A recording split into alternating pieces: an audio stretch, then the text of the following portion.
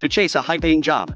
A young boy kept his father in the dark and headed to northern Myanmar. Instead, he was lured into a massive telecom fraud syndicate and found himself trapped with no way out. The place was a living hell. Dong Jae suffered inhumane abuse every single day. Anyone who dared to disobey was dragged away for organ harvesting. One day, fresh off a brutal beating, Dong Jae saw his chance. He snatched a phone left behind by one of the scammers and with trembling hands, dialed his father's number. But before he could even get a word out, the thugs suddenly doubled back. Panicked, Dong Jae managed only a quick "I'm sorry" before hanging up. What followed was an even more merciless assault. To make his father give up hope, they forced Dong Jae to write a letter home, a suicide note. Though devastated after reading it, his father refused to believe his son was dead. When Do Ji-ai learned of the situation, he took the letter back for a closer look. He noticed tiny, faint indentations at the bottom of the page. Remembering that Dong Jae was a former Signal Corps soldier, Do Ji-ai used Morse code to translate the marks. The hidden message read, "Please save me." Without a second thought, Do Ji-ai set off to investigate. Before leaving the country, Dong Jae had applied to a certain company. Do Ji-ai knew finding them was the key to the mystery. But when he arrived at the address, the place was already deserted. Still, Do Ji-ai managed to track down one of their promotional vans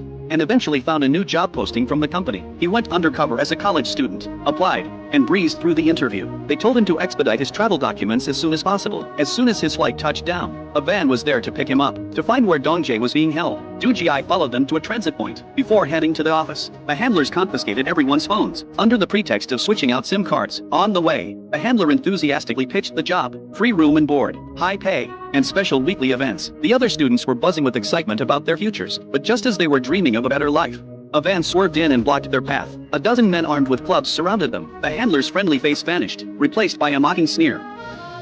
공부 열심히들 해. 어?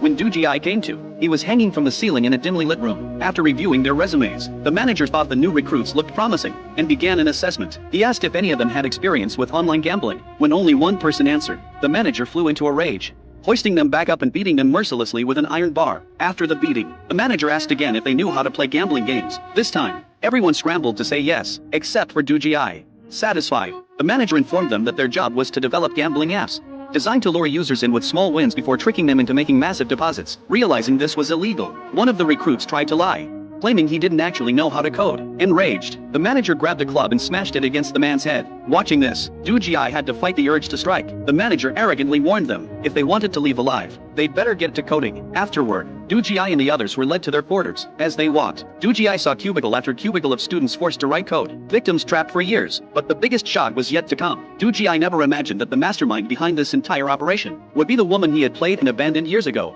왕따오지 내 인생을 망치고